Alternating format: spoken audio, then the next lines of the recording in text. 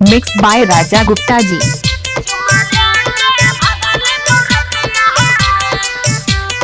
Music by Chunna Arya.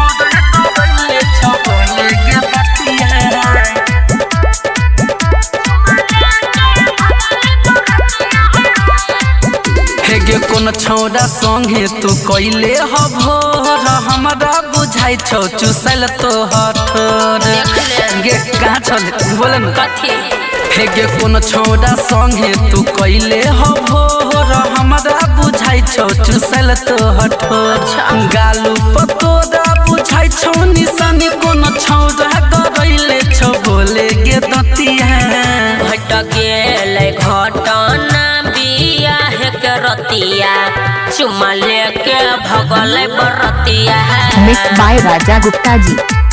हे रोए चुमा लेके भगल बरतिया गाना बनाने के लिए संपर्क करें गुप्ता जी के मैदान में। रियांस रिकॉर्डिंग स्टूडियो जनकपुर धाम नेपाल।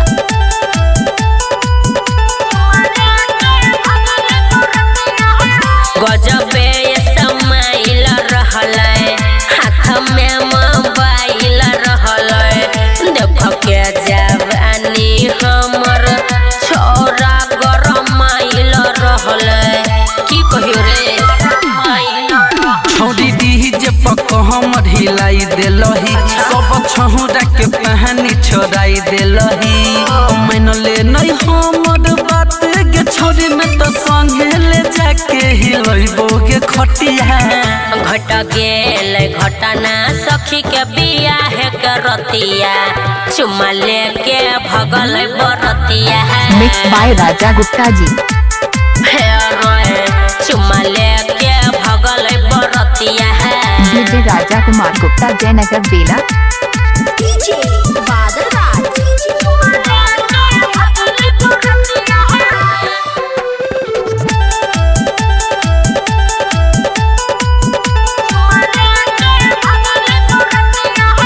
टुकुर टुकुर ताकत रहलै सुमन सोनक झांकत रहलै रथ बसे राजीव संगम लाइन खूबे मारत रहलै बुझलही ना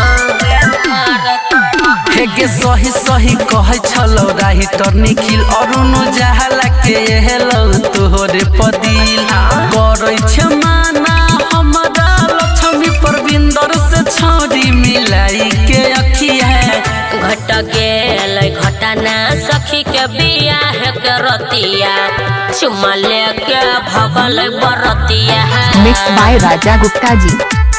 हे रोए चुमा लेके भगल बरतिया गाना बनाने के लिए संपर्क करें गुप्ता जी के मैदान में।